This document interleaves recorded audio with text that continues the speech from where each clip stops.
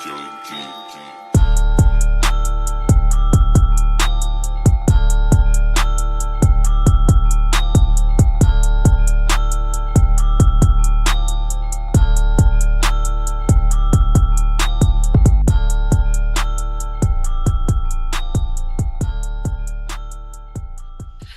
to this edition once again. Hey, I'm back. It's the Rough 'em Up podcast, the A-Train, Arlington Lane. And joining me as always is my co-host, Mr. Roughneck himself, Cullen Watkins. Good afternoon, good evening, good morning to you, sir. How are you today? I'm doing well. Just trying to recover after yesterday's games. But besides that, I'm doing well. I'm back at my house in Arlington. So I actually went to the Renegades game this past weekend. It was a lot of fun, but I'm ready to talk about Roughnecks football, Arlington. I'm ready. Oh my God. I don't know where to begin, man. Listen, you have a lead and you couldn't hold that lead. Had a 12-3 lead going into the fourth quarter. San Antonio scores 12 unanswered and defeats the Houston Roughnecks 15-12. I was I want to say impressed. I can't say I was, man. I can't. I'm sitting back and I'm watching this game. Quentin Dormady, 10 of 24, 142 yards, and an interception. Mm-hmm. And he ended up getting replaced by Kevin Hogan. And then Guarantano came back into play. Because Senate did. I didn't see what happened with Senate because by the time I got to see the game, Guarantano was in the game. Did Senate go down with an injury or? So Senate was brought in after Guarantano went out with the wrist injury. So Curtis Johnson decided he wanted to go back to his starter after all that, thinking it was going to make some type of change. And when it had a little bit, he had a little bit of hope. San Antonio ripped it all away from him. Mm-hmm. But that's the thing, folks. Listen, I'm a proponent of the Roughnecks, but man, when you're sitting there looking at this team, this is looking really, really rough. And of course, now with the loss, they're now out of playoff contention. The USFL championship is pretty much sealed. Mm-hmm. It is sealed. So that's I'm not pretty much, but it is sealed already with Michigan and Birmingham. So they still have 3 games left. There have been folks complaining about why this happened so soon, but I'm like, when you put the level of competition out there, it's up to your team to make this work. And I'm going on record and say that the Houston Roughnecks are not the worst team in the UFL. Ooh. Does that go to Memphis? That goes to the Showboats. Yeah. Because even the Renegades winning their first game, they don't look like they're the worst team in football. Granted, I've talked so bad about their offensive coordinator, but at the same time, they've been in games. Memphis just seemed like they've been just completely out of sync all season long, despite the fact that Case Cook has had an injury and just Troy Williams is just not hitting. Even when he got out with his injury and Case Cook has came back in, Houston is not the worst team in the UFL.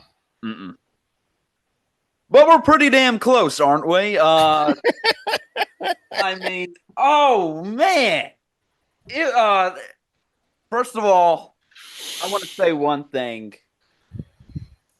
Our coaching staff, this game, by at least maybe Chris Wilson, our defensive coordinator. Okay, I'm fine with him. Our defense, like this whole season, they've been playing. But Eric Price and C.J. Johnson, bye. You're done. You're done after doing this. You didn't score a touchdown this entire game. They didn't score a touchdown the entire game. And prior to the 2 prior games, we've only scored 1 touchdown each game. That's all I have to say. We could end the episode right now. I mean, oh, and one other thing too. It's just, it makes me laugh. It makes me laugh TJ Pledger got more touches than Mark Thompson again. That we were in the end zone during that one drive. We were in the red zone. Mark Thompson didn't touch the ball once. It doesn't matter how good of players we have. That's just bad decisions on the coaching level. That is awful decisions on the coaching level. Watching it, I was stunned. I couldn't believe what I was seeing. You have Mark Thompson, who CJ Johnson earlier at the big preseason said, "Oh, we're going to be giving him the ball. He's like the guy to watch."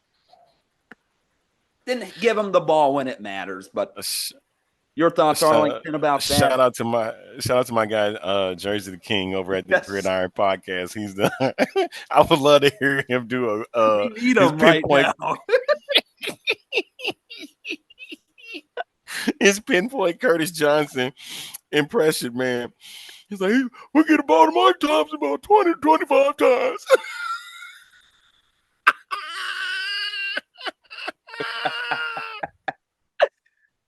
Listen, we're recording, but this is real stuff that we're doing here.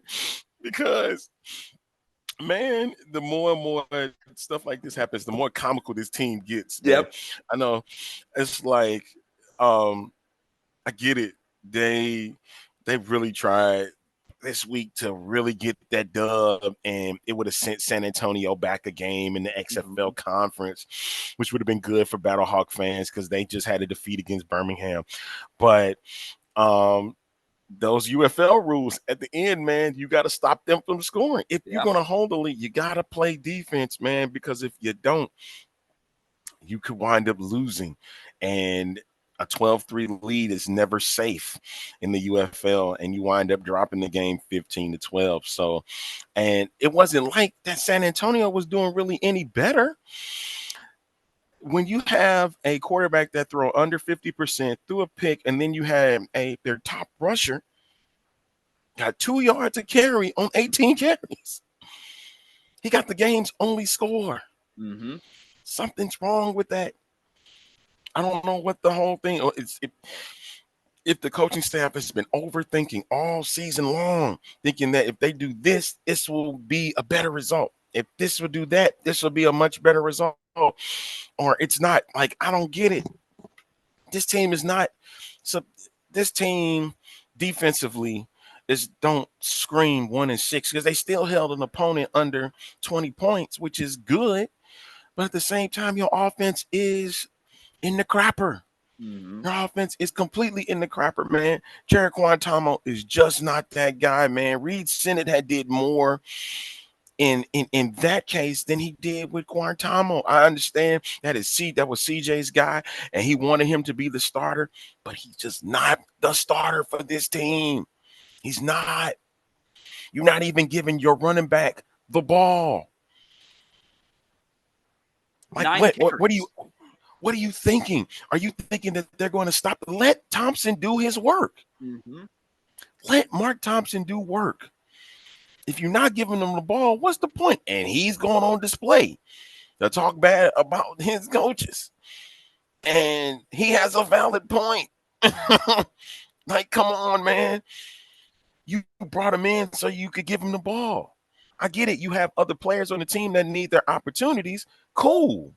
Because it's almost like those little league games when you want to make sure everybody gets a chance to play. You're trying to win. And if you're not taking that approach, then I don't know what else to tell you, because these other teams, they found ways to win where they will remain with their starters. And if they need to plug in other players along the way, they will do so. And like, I feel for Coach Johnson. I really feel for Coach Johnson, because it's like it's a bigger headache. You're thinking you're going to have a dub and you walk away with a loss. That's a problem. And you must sit back and look in the mirror like, is it me? I'm like, you should have thought about that 3-4 games ago. Yep. It's like, because it can't be them. It can't be. Just KB. It's just KB, man. I'm sorry. Anything you want to add to that? I could just, if this team, you look at the talent on this team and look at the Michigan Panthers. Going into this season, I thought they were going to be flipped with Memphis. I wasn't. Yeah, they had Wes Hills, but their roster wasn't the best. I feel like with the right schemes and the right coaching, we could have been a Michigan Panthers type team this season. Not the most talented quarterbacks, but guess what? You utilize the running game. You utilize it and you utilize it well. Obviously, not the case with Houston, but well, shout out though to the Michigan Panthers. I mean, they have done a fantastic job this season. But this is just all so disappointing. I just can't believe the offense, the offense, man. Like I'd be or Lionel Vitale or GM, whatever, if he does stay, man, I'd be calling AJ Smith right now. Do you want to become the head coach for the Houston Roughnecks? This house needs to be cleaned because we can't do another season like this next season. Simple as that. Shoot, almost like you said, we can almost end the show right here, man. What the other positives that we had? What you want to sit here and say? What Guantanamo didn't throw a pick? Okay, Didn't throw a touchdown either. Yeah. What Mark Thompson had more yards on fewer attempts than TJ Pledger. Okay. What Justin Hall has 69 yards receiving on 5 catches. Okay. Like something has to give, man. And like if it's gonna be another season, man, you're gonna really have to go back to the drawing board. Because again, Chris Odom 1.5 sacks on the game today, on yesterday. Keontae, or excuse me, on Sunday. Keontae Shad had a half sack, so there was something good, and there were a few other players that got tackles for losses and things like that, such as Marvin Moody and Donald Rutledge. But they are doing their job. The defense is doing their job, man. And the offense just seems like him, like you said, Price and Johnson just don't know what to do with getting touchdowns on the board for this Houston Roughnecks offense. And it's really sad looking the more that you continue down this path. You might as well just go ahead and forfeit the last 3 games of the season, man. Like, if that's the case, if you're going to continue down this path, what's the point? Yeah. What's the point? Right? 1-9 is what you'll be. And then you have questions to answer why we didn't do what we were supposed to do. I really think there's a lot of overthinking going on with this Roughnecks coaching staff when it comes to their offense. Like, just so many missed opportunities in the red zone, and so many opportunities for certain throws down the field, and just quarterback just ain't hitting the spots he needs. And I get it. That's all over the UFL. But you got a running back, Mark Thompson, that's been sitting there waiting for the ball to be fed, and you ain't feeding them. Big problem there. Big problem. I think that's what I'm most mad about is the Mark Thompson situation. Like Guarantano, he had a good pass. He had a big pass down to Josh Hall. I mean, he looked, I think, before he said he broke his wrist during the game, before that wrist injury, I thought he played probably a lot better than he played earlier in the season. But it obviously didn't matter with no interceptions and no touchdowns. Obviously, he didn't do much, but I mean, yeah, next 3 games, what? We have Birmingham next week, Michigan, and then Memphis, I believe. Let's see. Yeah, they're all division games from this point on. And it's not going to get any better because you're playing against the next 2 weeks. You're playing against the USFL title game. Contenders, and then you playing a game hopefully that you can knock off um, with the Memphis Showboats, but you're on the road for that one. Yep. And And it's going. we lost to Memphis. I hate to say it. Yeah, Memphis. I agree with you, Arlington, that Memphis is the worst team in the league right now. But we lost to them, and we lost to them pretty well in week one. I remember this, people. After that week one game when Memphis beat Houston, we had Memphis. Oh, they were going to be a top 4 team in this league. I know. I thought that they look great. They look great. So I'm not gonna be confident going into that game either. And we could sit here and preview this Birmingham Stallions game. We know what's going to happen. Birmingham just knocked off the St. Louis Battlehawks. Adrian Martinez is the MVP of the UFL. We know what's going to happen. What is there even to analyze, talk about? Nothing. So it's up to you, sir. You want to shorten this show? We can, man. This is nothing to me at this point. Prediction time. So, okay. Well, let's see. If memory serves me correct, you said Birmingham and Houston playing. If Birmingham doesn't win by 3 scores against Houston, it's a total loss. You got to win by 3 scores. Anything less, you lose. No, I don't care if you did win the game. You lose because you didn't do your job. You have to just blow it out of the water if you're Birmingham. And you know what? Even if you don't play Adrian Martinez, you still have to blow them out of the water. So right. So I'm like, what does Birmingham do at this point? You already a lock for the home game in the USFL championship game. Do you go ahead and play Adrian Martinez, or do you go ahead and throw Matt Corral back out there with the undefeated season still on the line? And they've done well with Matt Corral at quarterback. So I thought the same thing. I thought the same thing. What do you do here? Like at this rate, you would say, hey, let's go for it. I would say go for it. Like if Martinez has been the guy, let him still be the guy. Yeah. And if he gets hurt, you still have somebody to back him up. Yep. You still have a guy who could be starting on any one of these teams backing him up.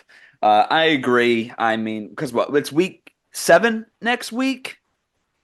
If we were talking week 8.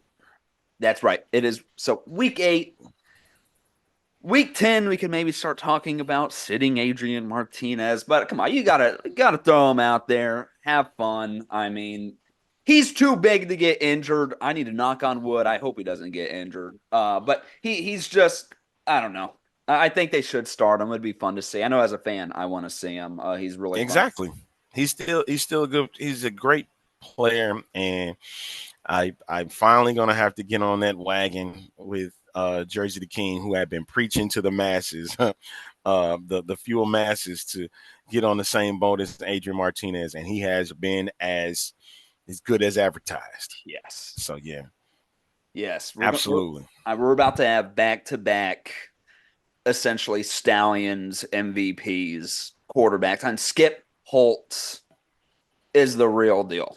He is the real deal. I know watching that Birmingham St. Louis game, watching how he was able to just work with the quarterbacks. Top tier. So I shout out to Skip Holtz. So final prediction, Roughnecks or Stallions? Who do you got? Is this really do we even want to say? You have me on the edge of my seat, Arlington. Where are you going to pick? Of course, I'm going to go with the Birmingham Stallions. There's no point going outside of that. I agree. I mean, that might be the easiest pick of the entire season. So we both got the Stallions. And by the way, Arlington, the records right now, I'm at 16-12, and you are at 15-13. So we are neck and neck right now. But I don't know, this slate of games this week might be a little bit easier to pick. Renegades Brahmas. Who do you have? Mm. Um. Ooh, Renegades on a high after their first win. Um, Brahmas, if they want home field advantage for the championship game, they're gonna have to knock off the Renegades here. Mm-hmm. Ah, And they're man, in this San actually is, Antonio. and they in San Antonio. Dormady just hasn't been good this season. Um, you know what? I'm just gonna go with the Brahmas. Brahmas. I'm gonna go with the Brahmas. I want to go with the Renegades so bad, but it's just like really, they're all the Renegades can do right now is play spoiler. And usually I like spoilers and stuff. Mm-hmm. But right now, St. Louis and San Antonio are the two teams in the XFL conference that's going to be playing. But at this rate right now, after what happened with the Defenders, and they lost this past week, you know, they're everybody's 2 games up. The Battlehawks and Brahmas are 2 games up. So a win for the Brahmas could help them get that home field advantage for the XFL title game. Mm-hmm. So I'm going to pick the Brahmas. I agree. I'm going to pick the Brahmas as well. Like you said, as much as I'd love to trust the Renegades because they had a fantastic showing against the Showboats, I just don't think AJ Smith and Wade Phillips is going to let the Houston game be repeated. I think they're going to work on a lot of stuff. And whether it's Hogan, I'd like to see Hogan do a whole game because I know he's pretty new. So maybe he just hasn't gotten enough reps in practice. But I love to see a Hogan started game. Dormady has just not looked good this year, which is really weird compared to how he looked last year in Orlando. I thought he looked great last year. I had him ranked, I believe, 4th or 5th out of all the quarterbacks last season. But Brahmas, they're going to fix things up. I think they got it. I hope so because that's going to look bad if the Brahmas lose. It is. And you have somebody that's has been unproven, and you got somebody that's already proven with Luis Perez, who has been the starting quarterback all season long. So Mm-hmm. if they happen to knock them off, it's going to be interesting to see how well that translates. Well, hey, the Renegades, end of season Renegades are legendary. You We know know what? that. You know what? I'm gonna flip my pick. I'm gonna go with the Renegades. Oh, I'm I going with the love these Renegades. late picks. All right. Yeah, I'm gonna flip it and go with the Renegades here. Okay. Any reason or? I don't trust what the Brahmas gonna have at quarterback. Okay. Okay. I don't trust their quarterback. It don't matter who it is. If it's Hogan or Dormady, I don't trust it. Don't trust it. All right. That's a good reason. That's a good reason. Now you're making me nervous, but I'm trusting my guts here. You guys trust your gut, Trusting man. my guts. Another great game. Battlehawks versus Defenders in St. Louis. Again, another test for the Battlehawks. Granted, DC is not DC, but DC can still come out Uh-huh. on still can come out at a high level. And what they're 3-4 as we speak, as the Battlehawks are 5-2 going into this game. DC has never lost in the dome. So has never lost in St. Louis. So but this time that Battlehawks offense, as good as it was, they were able to keep it close with Birmingham. I'm still going to choose the Battlehawks over the Defenders, and they're going to sweep the season series against DC. So Battlehawks over Defenders. Over Defenders in St. Louis. First of all, side note, imagine this would be a dream matchup if we had this year's Battlehawks and last year's Defenders. I'd pay a lot of money to see that. That would be fantastic. But I am going to pick Battlehawks because even though the Defenders are like a sneaky little pick, we know what they're able to do. I don't know. The Battlehawks, they're at the top of the XFL conference for a reason. But what is going to happen with AJ McCarron? He did not look good with that ankle. He did not look good. And I know he played the rest of the game, but even on those final drives, he was favoring that ankle on his passes. And two, you got that adrenaline rush that probably masked a lot of that pain. We don't know what happened to his ankle. I know I haven't heard any news. So that could No, be no, any news hasn't come out yet. okay. So that could be a big piece to this matchup if Manny Wilkins takes the starting spot. Being a Roughnecks fan, I'd love to see Brandon Silvers take the spot. Uh, but that could be really interesting. But I still am going to take Battlehawks. But that is like the big storyline to watch, and I'm sure you agree with me on that. I look at Manny Wilkins like an Adrian Martinez. I just haven't seen his arm yet. Yep. That's the thing. Manny Wilkins can get out of the pocket. If he needs to make a play on his feet, he can do so. Mm-hmm. Just for the few times that I've seen him. Again, the game was pretty much over against DC when they won in DC. And he was able to make some plays in the game. But now I got to see it in 60-minute form. If he's the guy that's going to be the starting quarterback, I think he can do a good enough job. I think in the beginning he's going to have some rough patches because they haven't been able to have him with the one team. Mm-hmm. You know, he's not been on the number one team yet. So at this point, it's going to be interesting to see if he is the guy or AJ McCarron is the guy. But either way, it goes. I still got the Battlehawks over the Defenders. It'd be interesting to see if Brandon Silvers does become the backup to Wilkins if AJ does go down. I know. I want to see Brandon play at least a few snaps for St. Louis. And then finally, we did the Roughnecks and Stallions. Memphis versus Michigan. Who do you got? It's in Michigan, right? It's Michigan. in Michigan.